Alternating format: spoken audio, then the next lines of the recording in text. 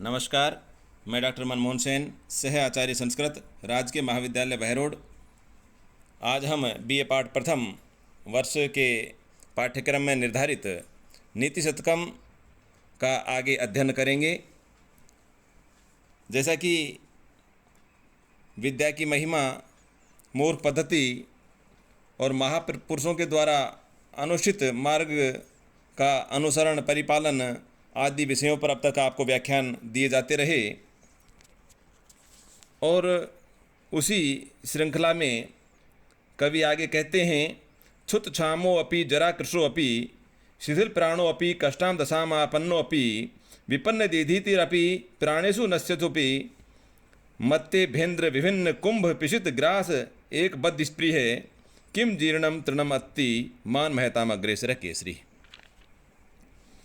कि जो आत्मसम्मानी मनुष्य होता है वह क्षुद्र दशा को प्राप्त होने पर भी अपने आत्मगौरव को छोड़ करके जीवन यापन नहीं करते। इसी विचार का आश्रय लेकर के महाकवि आचार्य भर्तृहरि ने इस श्लोक में कहा है कि क्षुत क्षामय अपि, क्षुत भूख से, क्षामय व्याकुल होते हुए भी, जरा कृशय अपि बुढ़ापे से दुर्बल होते हुए भी, शिथिल प्राण अपि शिथिल इंद्रियों वाला होने पर भी, कष्टाम दशाम आपन्न अपि कष्टाम कष्टप्रद दशाम स्थिति को आपन्न अपि प्राप्त होने पर भी, विपन्न दीधीतिरपि दीधीति कांति के नष्ट हो जाने पर भी, मत्ते भेंद्र विभिन्न मद वाले या मदमस्त हाथी के भिन्न फाड़े गए कुंभ पिशित जो कपोल स्थल है या मस्तक के पिशित मांस के ग्रास के लिए एक बद्ध स्प्रे है, एकमात्र इच्छा रखने वाला, मतवाले हाथी के फाड़े गए मस्तक के मांस को खाने की एकमात्र इच्छा रखने वाला, मान महताम अग्रेसर है, स्वाभिमानी प्राणियों में अग्रगण्य,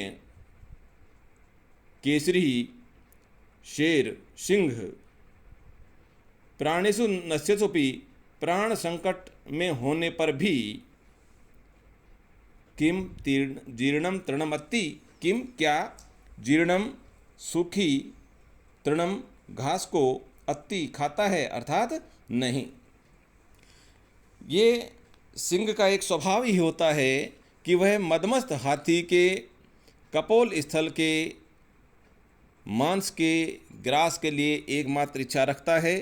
वह भले ही भूख से व्याकुल हो, बुढ़ापे से जीर्ण शीर्ण हो, शिथिल इंद्रियों वाला हो गया हो, कांति का या नष्ट हो गई हो और प्राण संकट में भी क्यों ना हो, भूखा ही क्यों ना मर जाए, लेकिन वह कभी भी सूखी घास नहीं खाता। इसी तरह से स्वाभिमानी व्यक्ति का यह स्वभाव होता है कि वह अपने आत्मगौरव को छोड़ करके नहीं जीते हैं। यह इस श्लोक में बतलाया गया है। अगला श्लोक है, स्वल्प स्नायु अवशेष मलिनम निर्मांसम अप्यस्थिकम स्वालब्ध्वा परितोषमेति नैतु तत्तस्य क्षुधा शांतये सिंहो जम्बुकम अंकम आगतम अपि त्यक्त्वा निहंति द्वीपम सर्वः कृत्सृगतः अपि प्वांछति जनः सत्वानुरूपम फलम।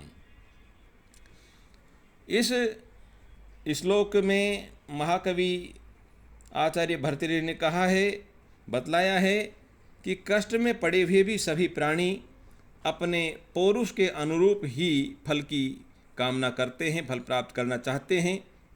इस आशय को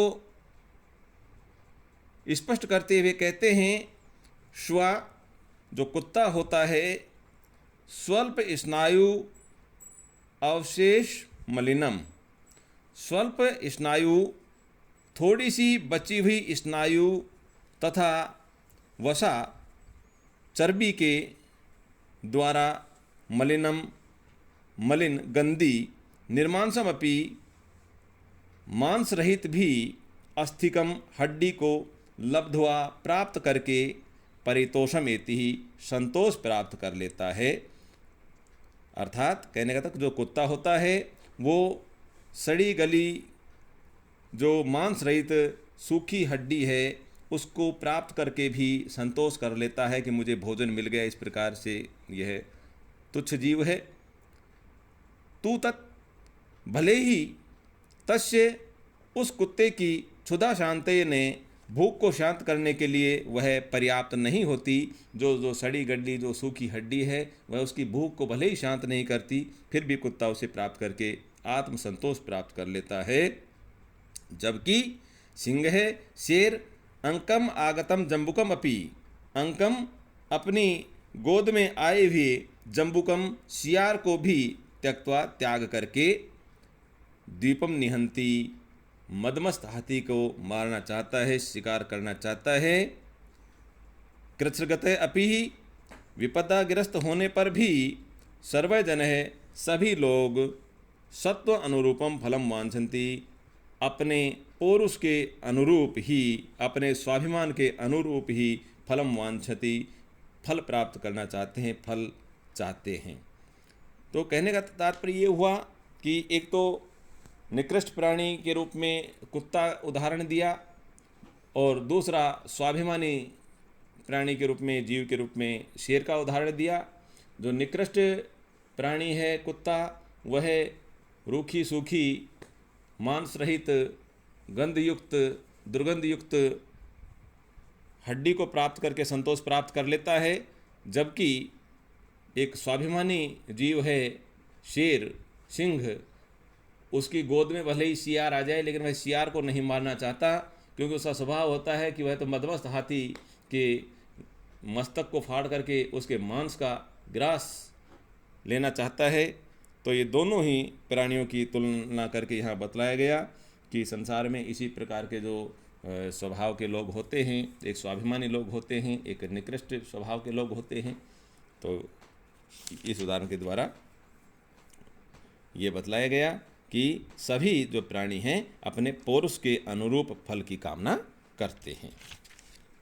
इसी में जैसे कि जब आप छंद भी बताएं तो शार्दुल विकीर्तम छंद का प्रयोग इस श्लोक में किया गया है, ये भी आप लिखते चले जाएं।